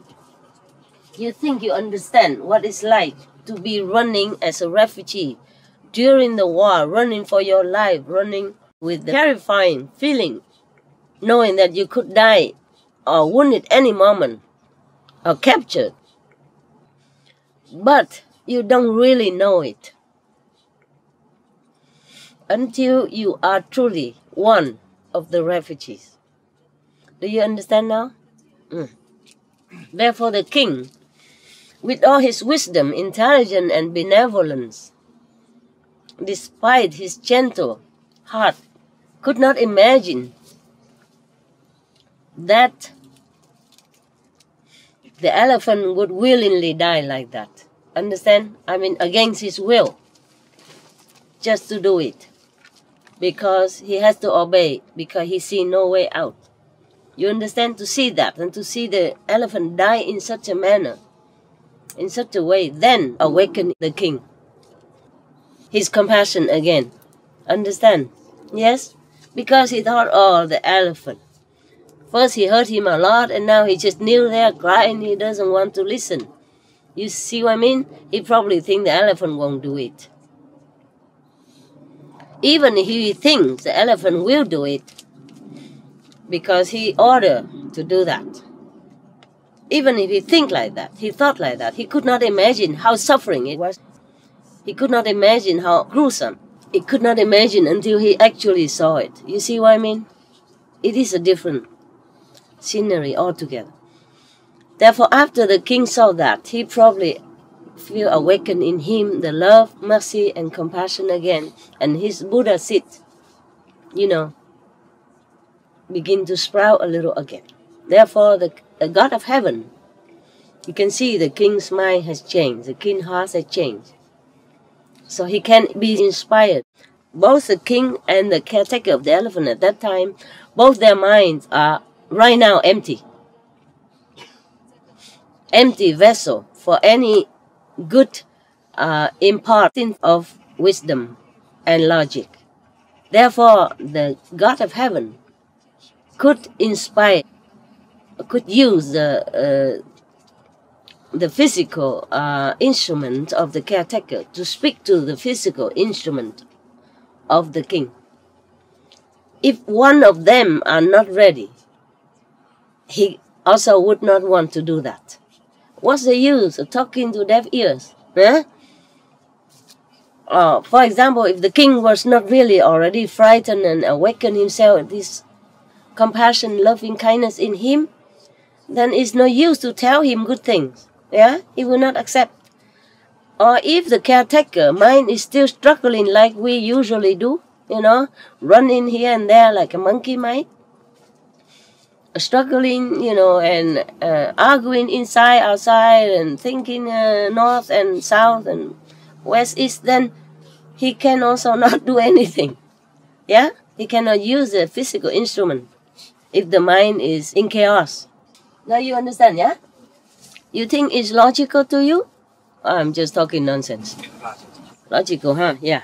So now you know. So that's why sometimes you went out, or you went out of yourself, or you went out of your house, and you try to talk to somebody outside who looks intelligent, who looks understand things, but you told them about Kuan Yin method, Supreme Master Ching Hai, this and that. You feel like you're talking to your knees or your elbow, huh? And then you feel hurt and you feel disappointed. You came home and say, but why? Master teaching, so obvious, so good. I just want to help him. And this guy is like an idiot. Why? Normally he's very intelligent. He has PhD, he's this and that. How can he not understand such an obvious, simple thing? Because the mind. Yeah? Number one, maybe he listens to you, but he doesn't really hear anything. Okay? Because he's too busy thinking of his mathematic problem, his computer, his boyfriend, his girlfriend. Could be boyfriend. Yeah, don't laugh at me. It's true. Eh? Yeah, and you know what I mean? He doesn't really listen. It looks like he's listening. But he's not hearing anything. I don't understand anything. Even some of your brother, sister, they hear me many times, but they don't listen. Okay? They hear here, they come out there, or they hear here, and then they go down, and then it goes out. So only when the mind is really quiet and empty of all conflicting, contradicting thoughts, then we understand perfectly. We hear perfectly. Yeah. That's why the ears, the eyes have to shut. and try to shut the inner ears, the inner eyes as well. Then you will reach heaven. So when you're quiet, very quiet, or the mind is so exhausted because the body is all tired, working all day, come home, you sit well. Yeah? And sometimes you thought you can sit all day, you wish you can sit in the forest doing nothing, just sit, but you can't. You sit, but your mind run all over the planet. Yeah. Either supermarket or television, you can't see nothing. Huh? And also the God cannot interfere because of that, because of our free will and because our mind running all over. The God cannot control our mind. They are not allowed to. In this world, there is the world of control, of award and punishment, of law and order. Visibly and invisibly, the gods have to take their hands out of it. Some gods don't even care about the affair of this planet. Some gods don't even know until they want to know. Then they look down. They know. Okay? Just like sometimes you don't know anything about what's happening in the world, but if you watch television, if you want to, you open your television, you turn on and you have a look and you know. Yeah, you know something from Sri Lanka, from America, from anywhere on the planet. Or you watch on the internet. Yeah. If you don't, you turn off. The gods in heaven, some gods, they also turn off their vision. Presentar una de estas inspiradoras conferencias tituladas La encarnación anterior del Buda como un rey llamado Gran Luz Clara, parte 6 de 6, en Entre Maestra y Discípulos, dado en inglés el 12 de septiembre de 2015 en Francia.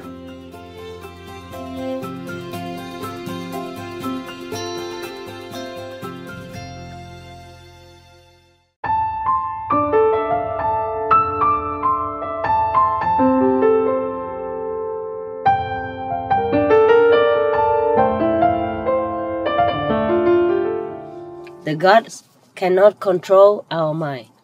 They are not allowed to. In this world, there is the world of control, of award and punishment, of law and order. Visibly and invisibly, the gods have to take their hands out of it. Some gods don't even care about the affair of this planet. Some gods don't even know until they want to know. Then they look down. They know. Okay? Just like sometimes you don't know anything about what's happening in the world, but if you watch television, if you want to, you open your television, you turn on and you have a look and you know. Yeah, you know something from Sri Lanka, from America, from anywhere on the planet. Or you watch on the internet. Yeah. If you don't, you turn off. The gods in heaven, some gods, they also turn off their vision. They don't have to see what we do here. Well, I don't blame them. There's not much good to see, right? We don't even want to watch our own planet affair, right? Mostly only bad news on TV. So most of you don't even turn on TV. Only when we have the Supreme Master television, then you watch, right? Otherwise you don't. I mean, rarely. You do watch sometimes. You do read newspapers, but you're not really feeling any satisfied from watching or reading those. You see, that's why they cannot interfere all the time.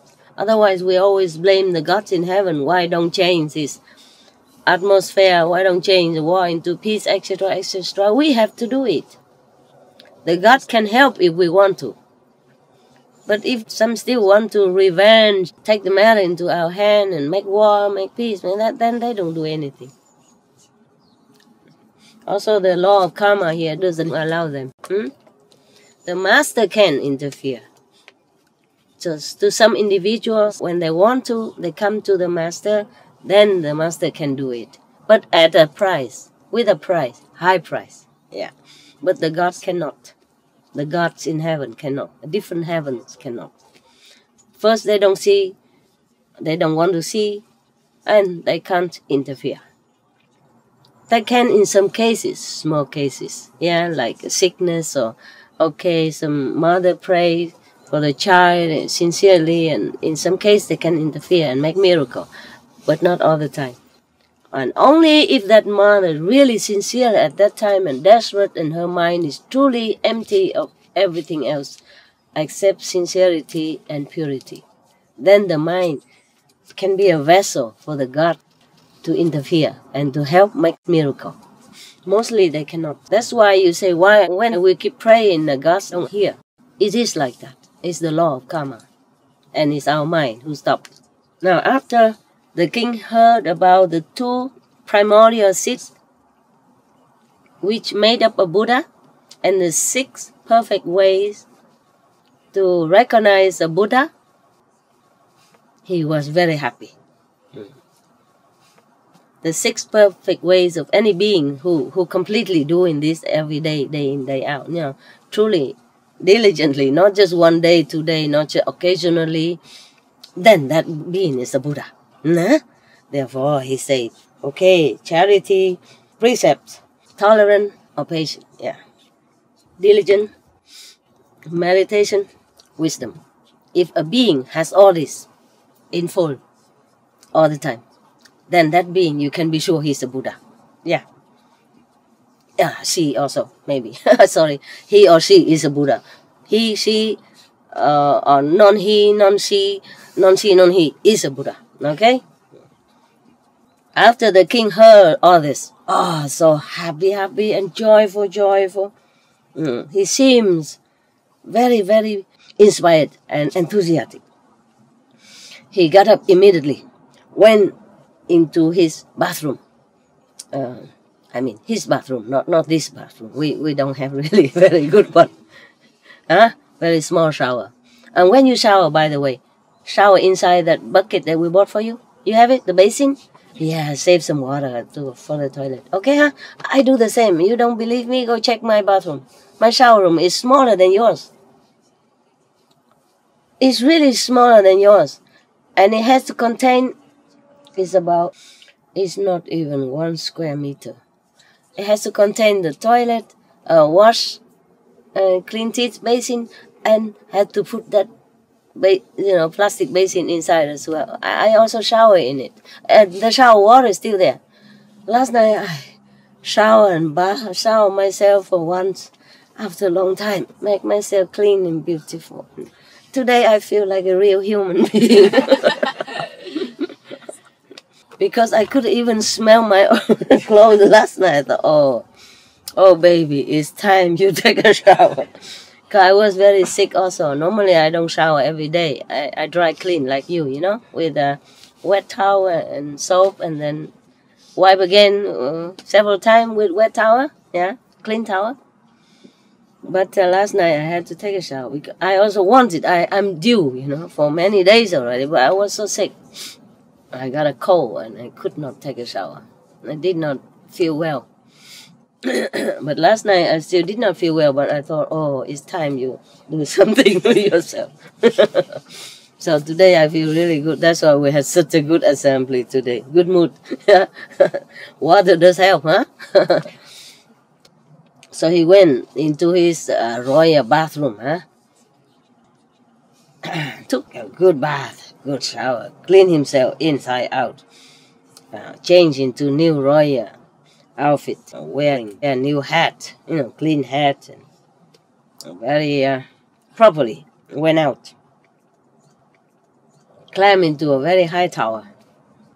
What kind of tower? I don't know why he has a tower. Probably already built there for him so that he can watch the surroundings sometime, scenery, yeah?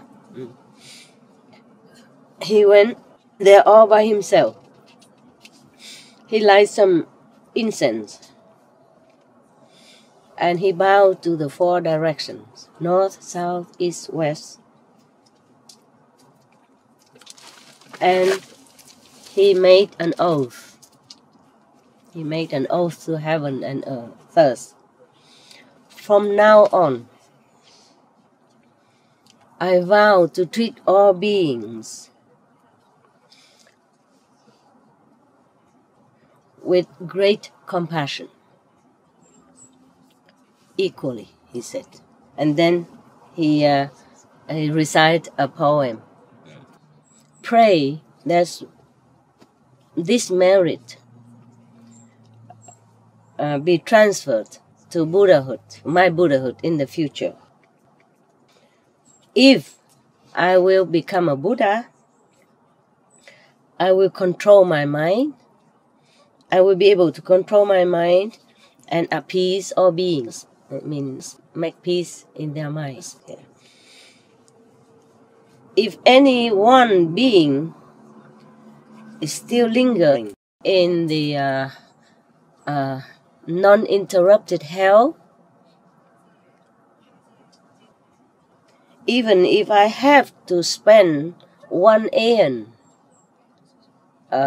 doing merit to help that person and to rescue him from suffering, I will go there to stay 1 aeon instead of him, if I can help him, if I can help this person in hell. I will not ever leave my Buddha heart. That's what he vowed. Okay. After he makes such an oath, 6 directions tremble, shaking. The whole heaven and earth continue trembling. And then in the empty space, in empty sky, there is music. Yeah, it's music. And many of the heavenly beings playing musical instruments, singing, and praising the king.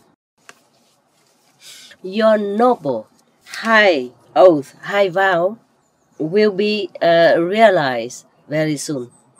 And when that happens, please save us first in that pure assembly.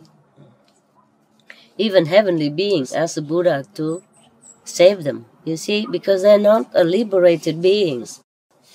They are born in heaven due to their good merit and charity or whatever they have done good in the former life. But their lives, their time in heaven is limited. They cannot stay in heaven forever. They cannot enjoy that blessing forever.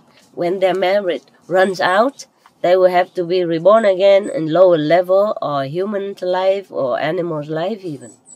Therefore, they asked the Buddha, the king, great light at that time, when you become Buddha, please save us first. Because they were the first who heard the Buddha's vows. No human being, no other being heard him at that time. He went very high, did it all by himself alone. And with the incense and all that, that means he was just talking to heaven. No? And he didn't know heaven would hear him, but they did. And they say that please save us when you become Buddha. And soon. Don't know how soon at that time. Okay. Now the Buddha reminded all the monks thus. All bhikkhu, you should know. Bhikkhu means monks, yeah? All bhikkhu here, you should know.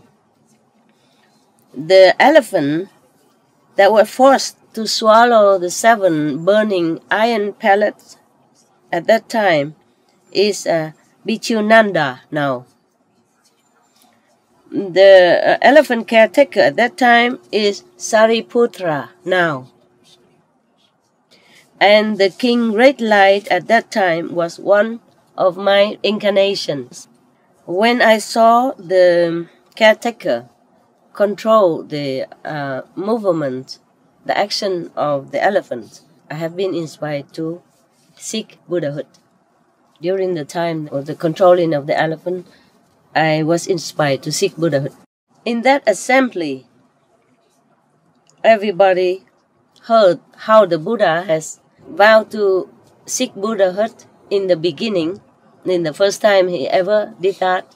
I mean, in that period of time, everybody was very joyful. And then many people attained higher level of consciousness in that assembly. Some people also aspire to seek Buddhahood also, everybody was very impressed, respectful, and then they bowed to the Buddha and left. Okay, now, there is a comment here. It says that the king, great light, because of one small affinity, aspired to seek Buddhahood, because he was inside. He has already his courage and some wisdom and diligence. If someone else who is lazy and sluggish, even if they saw that, or even greater affinity, greater reason, they would even not do anything. They would not be inspired to do anything great in their life, just wasting their human existence. And then maybe another existence, and another existence, and another existence, forever transmigrate in the cycle of life, death, and suffering. They say that, the comment also say that we should reduce or cut off our greed, our sensual desire, indulgence in physical pleasure.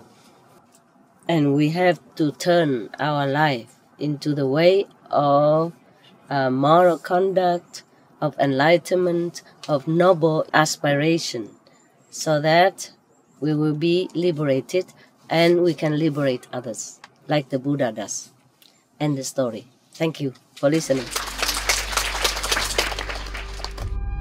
We should really thank the past masters, monks and nuns and scholars who have taken time to record the Buddha's teaching after the master's nirvana, and also for the past and present persons, lay or monks or nuns who have really dedicated themselves, sacrificed their time and precious health or under any difficult situation to translate this so that I can read it to you. And we have to thank them. And may they be blessed forever by all the Buddhas, past, present, and future. May their merit be immense. May they be liberated forever. Thank you. I saw even men were crying. Wow, I read the story. Yeah. I have warned you before, otherwise probably you would feel more shocked and pain. I guess you were ready, you were more prepared. I was also prepared. After warning you many times, I also feel warned, and I was more calm now. But when I first read it, I could scream. I cannot bear. I will almost collapse. I imagine if it's me, understand me, I feel what it's like. Of course, not painful physically, but the emotional and mental is tremendous. It was really a supercharge in pain for me. That's why I avoided to read it. And that's why last time I told you no more story. Yeah, but there were some more stories, several more. This one included. Yeah. Okay, now you can see that you were right. That if you came here, you get trapped. Everyone is trapped in suffering and sorrow, or penchant into making mistake or sinful decision or action due to, the pressure of the society, of the energy, bad or good energy around you. Depends on that. It shape your life, it shape your future. You are not really free here. You think you decide everything in your life. It's not. You are a composite of karma, bad or good, of society pressure, of the impression is made on you, around you, or since your childhood, and of your contaminated mind. That is the problem. We are not free. But after initiation, you're free of a great burden already. It's just some karma left for you to live on, to interact with this world. Because it's no karma, then you have to go. You have to die, okay? Without attaining anything greater than what you have been at the time of initiation. So it's a continuation of your existence so that you can attain higher level of consciousness before you die. It's better here than in heaven. In heaven, too easy. You get lazy. Yeah? You feel, I'm okay here. Why do I have to go to 5th level? Master is here also. Why do I go anywhere? Yeah? The Master will be also in astral 2nd or 3rd level for you. You see, continue teaching you. And if you're good just like here, even in physical body, you don't want to go back home. Because Master is here. Here is easy. Everybody sit together and we have fun. And Meditate very well. huh? Easy to Meditate easy here? Wonderful. I'm glad for you. I am very glad for you. Yes. But even then, here is better for you. In this physical body to attain is quicker than in heaven. Because in heaven is better than here even. You sit on the cloud, the soft cushion of cloud, and you think you go into kitchen, it fly there for you. You don't even have to walk. Yeah. Here you think it's good. No, wait until you go to heaven. Even astral heaven, you never want to come back here. Or you go anywhere else. You think it's the absolute, ultimate. Many people, they die for 15, 20 minutes and come back. They told you about heaven. Remember some books written about it? Some patient who died temporarily. And the doctor already pronounced them dead. But then they came back because they went to heaven. And then they didn't never want to come back here. They think that is the ultimate heaven. Because they would see Jesus or Buddha came and greet them, you know. Yes, the masters are everywhere. Can assume any form that you believe in so that you're more familiar with. Understand? And they feel tremendous love from that being. And they feel they're at home. They feel that's it. That's heaven. Meaning the heaven. There's nothing else better. Yeah, that is like that. Therefore, in heaven, it's less easy to meditate. Less motivated. Yeah? Because you have nothing else to do. You enjoy all the time. Why sit? You know, why meditate? What for? It's wonderful here, isn't it? You know? Here easy to meditate, huh? Why is that? It's easier here or SMC or it's the same? easy to when we go see master, and then easy to meditate. Just sit down and gone. I don't know where we're going. Don't know where. I don't know where I'm going. Okay. Until like a 2-3 hours, I'm back. Yeah? So I'm quick, back. huh? Yeah. 2-3 hours like nothing. Yeah, huh? then Okay. just So master has to be there. Is what you mean? Thank you so much. I think it's one thing, it's a good thing in this world. You just keep meditation well and then follow master, go home. That's a good thing. Simple, huh? Yeah, easy. And I remember like a first time we came here for like a 7-day retreat, and I forgot the first time 80 Kentucky person to go see master. 7 days, not lie down, but I'm okay. Go, lie down, go. I mean, just close your eye. I know where I'm going. And then when I come back, eat time. Eat. Time to eat. Yeah, time to eat. It's good. Just sit and eat. Yeah. That's your job. But the time is, fly, master. Time flies so quick. Yeah. Okay. And whole day. Whole day. It's good. Whole I day was worried you're tired because you sit too long. It's okay, huh? If you feel pain or something, just get up and walk around a little bit. 2-3 meters here. My house. Here, how you hurt? You go Yeah? somewhere. Okay. You mean in somebody quicker? Okay, yeah, it's good then. It's good. I'm glad. Yeah, I saw you many times. I passed by in the daytime or nighttime. You're very diligent. Yeah, meditate very well. It feels like that. Yeah, it's good. Okay then, huh? It's time to eat now also. You didn't go anywhere, but it's time to eat now. Yeah, wow. Today I stole your dinner time. Are you very hungry? No. Look. All right, maybe see. But yeah, okay. It's enough for now, and you go take a rest, eat and drink, and stretch out, yeah.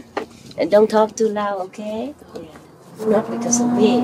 We conserve our spiritual blessing and energy. Number one. Number two, not disturbing the tree. The trees. Just keep quiet, okay? I mean, you meditate anyway, right? If you talk less, yeah? Talk lower voice. One person talk, okay, but many together, then it's become a... See you later. Okay. I love you. Thank you. Love you. Love you. All right.